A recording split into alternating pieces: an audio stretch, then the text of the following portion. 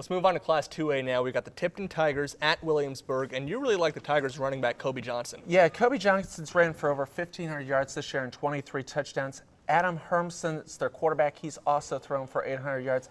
But the thing that worries you about Tipton is two things. One, Williamsburg leads Class 2A with over 3,200 total yards. And Tipton against North Cedar this year allowed 380 passing yards, and the Cardinals have a very good quarterback named Vic Malloy. The Tigers, second day, has to tighten it down, or they're going to be out and win the game. Yeah, 60% completion rate for that Williamsburg quarterback, so Tipton's defense is really going to have. They were going to have a tough draw too, and they probably weren't happy to see Williamsburg on the other side of them. No.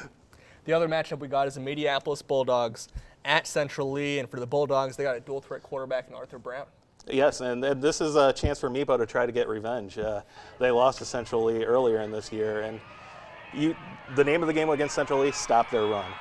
They do not pass the ball. And Meepo, if they look at the schedule, they beat Louis and Muscatine. Central Lee didn't.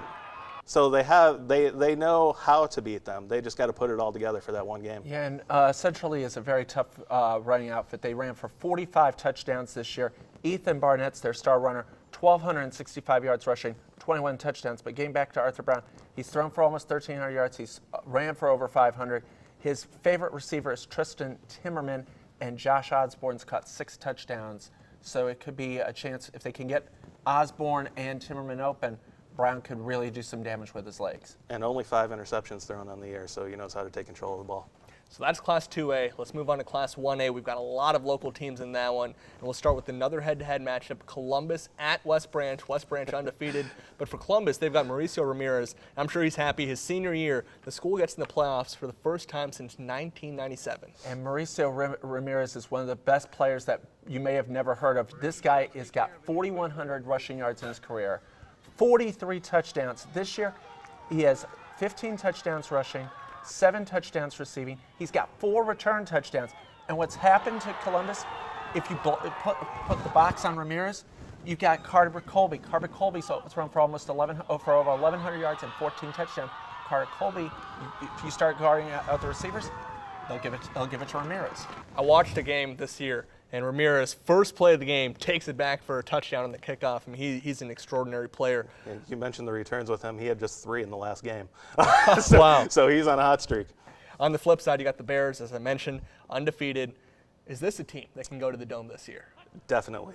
This is a fully loaded team, and you mentioned Mauricio Ramirez, probably one of the best running backs in our area. Unfortunately, one of the other best running backs in the area, Luke Lennick, is on the other side. He has 1,500 yards. It's actually a down year for him. Yeah. He had more yards last When year. 1,500 yards is a down year, you know he's a good player. And he gets into the end zone, 22 touchdowns. The thing that's different about this team is a lot of the West Branch teams in the past have been run. And with a guy like Lennick and running behind the horses that he has on the front line, you can understand why. But this Butch Peterson team passes the ball. And Cooper Koenig, 142 passes this year. That's an outstanding number for a West Branch team. And what was it, 5 touchdowns in the first half? 5 touchdowns, which is the school record. Mm-hmm. He had 17 on the season, over 1,300 passing yards. And getting back to Lennox, he has 52 touchdowns the last 2 years. He has 3,600 rushing yards the past 2 years. Just a junior. He's just a junior. Koenig's top target is Matt Shaver. He's got 7 touchdowns. The only thing for Columbus, which is good, they forced 22 turnovers. So but West Branch doesn't turn the ball over. They're too disciplined for that. But if Columbus couldn't get a couple turnovers, they might be able to keep it in, pull out upset. And we talk a lot about the running backs in this game because, of course, they're the focus. But West Branch defense, they are a hard one to push through. And Jake Evans, 10 sacks on that defense, so over a sack a game. So you got to watch out for trying. They're going to be on you. Let's move on from that matchup. We'll move on to Pella Christian at the Wilton Beavers. And you have a pretty cool story about Javin Drake. Yeah, I saw Javin Drake play baseball this year, and he's one of the top pitchers in the area. And obviously, he goes from the pitching mound to the quarterback controls. He's got a great arm, over 1,400 yards passing, almost 2,000 yards total offense. Bryce Overson also has 600 yards rushing. Evan Reifert, 595 receiving yards, 4 touchdowns. But Drake is the leader of that team. Pella Christian is going to give Wilson headaches. David Kazmarek has 27 touchdown passes. His top receiver is Levi Junglin, who caught 16 of those 27. Final game, Bellevue Comets at Regina. What do you like about the Comets' chances in this one? Bellevue, they have a lot to look forward to in the future. I'm not saying they're not going to. What they have to do is, Regina's always a powerhouse. Look at the 8-1. So you know that they can be beaten. But for Bellevue, I don't want to say they backed into the playoffs because they won 3 of their last 4 to get in. But a couple of losses in the week put them in.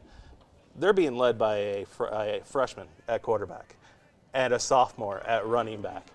So they have a lot to look forward to, and the seniors on defense have just been all over the place. Yeah, the freshman, Cade Doherty, has thrown for almost 1,200 yards, 44 tackles for loss, 12 sacks as a team. Peter Kilberg, who you mentioned, 579 rushing yards. This is a young team. Regina is led by Nathan Staver, who has 22 total touchdowns, and Nick Phillips, who has 11 touchdowns rushing. And Doherty's a sophomore, I think. Yes. Gotta give him a freshman. Yep. Made him a little younger. Yeah, they're a young team. They'll be back next year for sure. Let's move on to Class A. Then we're going to wrap things up with this. North Lynn at Winfield Mount Union. What do you like about the Wolves? The Wolves are a very good offensive team. They move the ball. They've scored several touchdowns. North Lynn has a quarterback on their team, Logan Novak, who threw for 434 yards this year in a game, third best in the state of Iowa. Winfield Mount Union, they've got a good passer too. His name's Colt Rosser, 16 touchdowns, 8 of them to Garrett Baker, and they forced turnovers, 14 interceptions, 23 total turnovers. The Wolves' defense is tough. And we'll wrap things up with Danville Bears at BGM Brooklyn. Danville, another one they're going to have a big hill to overcome. But once again, they have a lot to look forward to. This is the freshman quarterback that I was talking about, Bryce Carr, 707 yards. Great job for a freshman quarterback and a sophomore running back who's put up 289 yards. So when your offense is being led by these young guys, this is great experience for them to have. And they have a lot of senior leadership on defense that has to shut down a very, very potent offense. I mean, BGM Brooklyn beat GMG earlier this year 81-0, and they've scored 60+ 3 times. So it's going to be a tough road to hoe. It's all going to come down to defense for them. Mason Lorber is the guy for Danville. 3 interceptions, 14 total for the team. Brooklyn, though, their defense is excellent. 5 shutouts this year. They've gone over 35 points 7 times. They're led by Tanner Jensen, 16 touchdown passes. Colton Massagill's run for 20. And they have a receiver, Jace Knight, who has 30 yards a catch and 11 touchdowns. Brooklyn's tough. And weapons all over the place. Everybody on Brooklyn seems to touch the ball, even the offensive linemen, I think, have a few carries in there.